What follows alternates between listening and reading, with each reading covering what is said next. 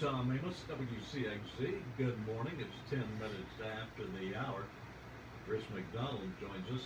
No relation to old McDonald, although he is old, but that's another that's another story. Chris joins us from time to time, about once a month or so, and we talk about items in the news. Chris is one of those individuals that's has a well-rounded cache of information stored. He goes to it and digs it out and shares it with us from time to time. This morning we're going to talk about a number of things. One of which is the reliability of polls. I haven't seen too many that I would agree with anywhere. We'll talk about that a little bit later in the morning. We'll probably get around to talking about violence against police. But Chris sort of summed it up as the summer of discontent. Good morning, Chris. Welcome back. And we always enjoy talking with you, and always hear good things when you've been here. So you're going to have to come a little more often, and that way we'll continue hearing more and more good things. But it's been an interesting summer. We're still in the midst of it. It is waning down. School's going to be starting here in a few days. But how do you describe this particular year?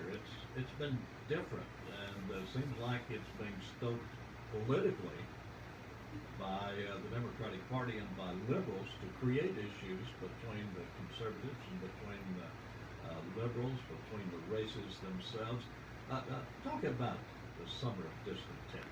Well, good morning, Tony. It's good to see you again. Glad you're back from your trip and vacation, and it's always good coming up here. I want to just start out by saying that it has been a very deadly summer across our country. We've had the shootings in Baton Rouge. We've had the targeted attacks in Dallas. But beyond that, we've had Europe being just slammed with extreme terrorism. We've had the Orlando shooting in our own country since we've taught class. The nightclub down there that nearly 40 to 50 people were killed, several hundred injured. And you mentioned the violence against the police. We're in a state of apathy right now in our country, Tom, about police officers, sadly. And each time we're here, we seem to come back to the very same topic, because there is a growing sentiment, sadly, out there in the public that the police are our enemies instead of our friends. And when you have a president for 8 years who has stoked racial tension, and his minions and his people around him, they have done it from day one, and this builds up over time. And then when we have a police shooting here or there, not systematic, not systemic, as Hillary Clinton calls it, systemic racism, as she puts it, but when you have a shooting by a police officer of a suspect, and if that suspect is black, the public and the media react completely different than the numerous times that a police officer may have to use force against someone that is white. Police officers are probably, I will say this, they're probably one of the least paid professions out there for what they have to do, which is tragic. The teachers I feel the same way about. They have such a responsibility, but yet they get paid so little for what they do. And I really, my heart bleeds for every police officer out there, and it's getting harder and harder to maintain a sense of law and order in our country. And you mentioned the political wranglings of this. It is tragic that a party tonight will be hosting a convention, and during this convention, they are actually planning on having Michael Brown's mother. Now, for those of us that don't know who Michael Brown is, Michael Brown was the thug last year that recklessly went into a convenience store, tried to rob the owner. In leaving the store, he was told to cease and desist by a police officer, and when he attempted to get the gun from the police, he wrestled with the police, hit the police in the face. The police got beat up brutally. The whole city and the police officer then, in turn, in defending himself, he shot Michael Brown, and Michael Brown died. And we had the incident going about a year and a half ago now of Ferguson, which basically was burned to the ground by protesters over the narrative, hands up, don't shoot, lie. And that's what it was. And the mother of this thug will get up in front of the Democratic National Convention either tonight or tomorrow night and basically tell the world that the police are racist and that we need to have changes in America, that, you know, the police shouldn't target black people. And I've got nothing but disgust for that. I think it's an insult to our police community. I think it's an insult to every law-abiding citizen that's listening to us this morning. It's an insult to our integrity and an insult to the fact that, you know, the idea that our police are bad. And Tom, and my point in saying all that is this: when you have the political machinery behind such stuff, it is inevitable that the atmosphere in society then becomes cops are open game. They're fair game. And you have what happened in Dallas, and then you have what happened in Baton Rouge. And the blood of these police officers I lay solely at the door of the White House. They're not the ones that pulled the trigger. But in essence, when you stoke the racial flames, this is what you're going to get. And I just, and this summer has been just one incident after the other. And I tell you, I've heard, I'm not a conspiracy theorist, and I'm not going to start throwing conspiracy theories out on your radio program this morning, but I will tell you, I've had numerous people ask me over and over in the last few weeks and say, you know, they believe that this is orchestrated almost, to the point that if these shootings continue, the president will have no choice but to declare martial law. And you and I both know, once he does that, then there's nothing that will stop him from doing anything, such as stopping these elections. I mean, he could very well take control of this country before the end of this year if this continues. Now, we've not had any incidents in the last probably few weeks, but I tell you, we have had a very bloody summer for police officers, and there is absolutely no justification for these officers being shot. And I'll add this and I'll throw it back to you. One of the commentators on television was interviewing the governor of Louisiana, the former governor, Bobby Jindal. And never will forget, I was listening to it on the radio, and Bobby Jindal came on and he said that blue lives matter and all lives matter.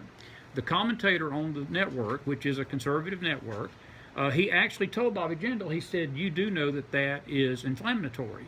And he said, the people that you say that to, they don't like that. And I'm thinking to myself, who is it? Who is it out there that don't believe that all lives matter? I'll tell you who don't. Criminals, politicians with an agenda, and also the black community out there who supports Black Lives Matter, which is nothing but a racist thug movement that has been on hatred and racism and dividing the country, and also instilling hate in its followers to the point they're thinking and they feel they're justified in shooting cops.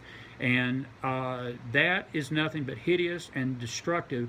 And the very fact that this organization has been to the White House more than once, its leaders have been applauded, the movement has been applauded by Hillary Clinton, she celebrates it, Barack Obama celebrates it, the entire black community and the religious leaders such as Jesse Jackson, Sharpton, all of them, if you call them religious, I don't call them religious, but they celebrate it. But they're celebrating a group of hate that is worse to me than the KKK could have ever been. The KKK is a hate group, but the Black Lives Matter is a hate group too.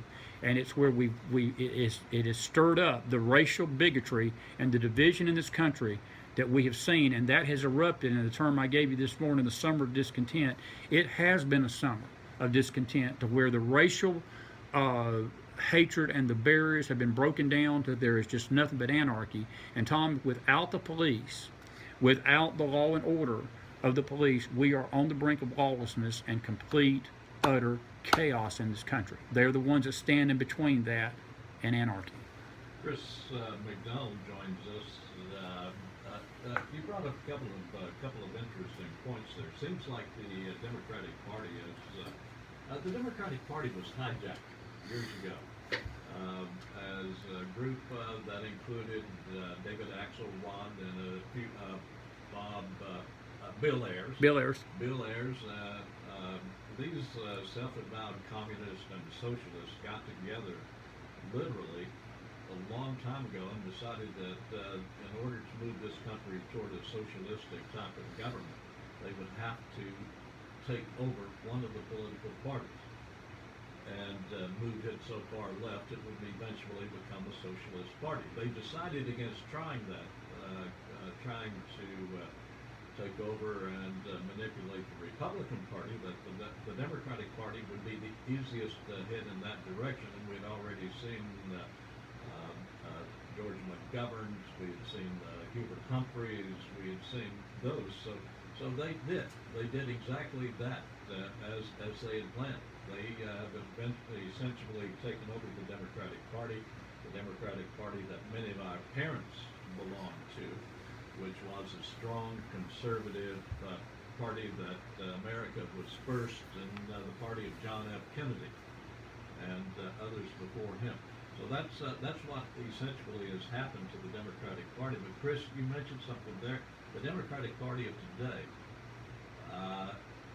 has adopted the thug culture, and race relationships under Barack Obama, which should have gotten better, Exactly. are far worse Exactly. than they have been since back in the 1940s, I think the race relations under Barack Obama is down to 180 and headed in the wrong direction.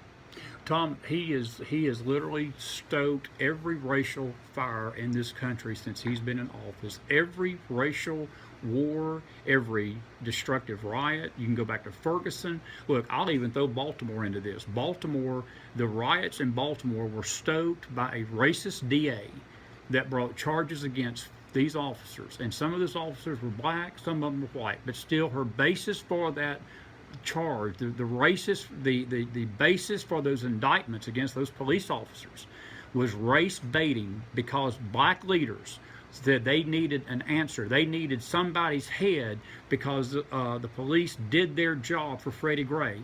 And as of yesterday, or as of last week, every single officer in that Freddie Gray case, not one of them has been convicted. The judge has thrown out. The judge has even told the DA that these cases were nothing but a sham. And the media has, of course, been totally silent on that. But Baltimore went up in flames over a lie. Ferguson went up in flames over a lie.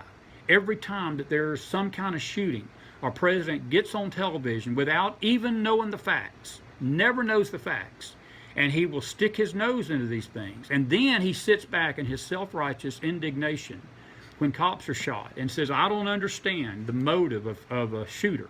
When the guy in Dallas literally says, I wanted to kill white people, and I wanted to kill not just white people, but white police officers. And then our president smugly says, well, we just don't understand his motives.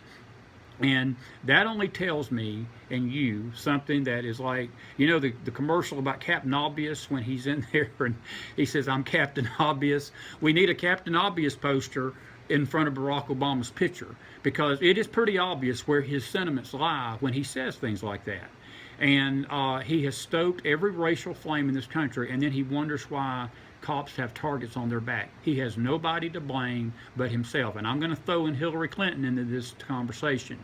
She is embracing the same exact rhetoric and dogma that her former boss is adopting, because some of the comments she made, even as recently as last week to the NAACP and even the Veterans of Foreign Affairs group the other day, she made the statement to the NAACP, and it really grieved me when I heard it. But she basically uses the word systemic. That's her key word. Systemic problems, systemic race problems in our police department. They need better training, quote unquote, to handle the racial problems. There is no bigger lie that's being perpetrated than that right there. And I'm not trying to come across this morning as sounding uncaring and callous toward those men that died at the hands of police. If the police do something wrong, Tom, they need to be held accountable under the same law that me and you are held accountable under. They need to be held accountable for their actions. But we need to let the justice system work on that, just like we should let it work on anything else. But considering the fact that our Justice Department can't even convict a former Secretary of State of lying about her emails and basically putting the nation at risk for sensitive information, maybe they got a legitimate complaint about the justice system. I don't know. But it is a race-baiting atmosphere, and I'm going to tell you, last night at that Democratic convention, I couldn't stomach but about 5 minutes of it. But even in the 5 minutes that I could stomach without barfing, I heard the race baiting coming from Michelle Obama. I heard it coming from Elizabeth Warren and Bernie Sanders, the poster boy for communism. You know, he basically said this. He said that the cure for crime, he said this. He says, instead of letting these guys rot in jail who commit crime, we need to give them a job. Meaning, I guess, if you go out and you murder and you rape and you steal and you kill, then they don't need to throw you in jail and let you rot. They need to give you a job. Good job. Let's take a quick break, and we'll come back and we'll talk about the terror that's visiting us from other parts of the world. We'll talk about unimpeded terrorists coming across the border. We'll do that in just a moment. CNN brings you all 4 nights with unparalleled access. We believe That'd get them riled up.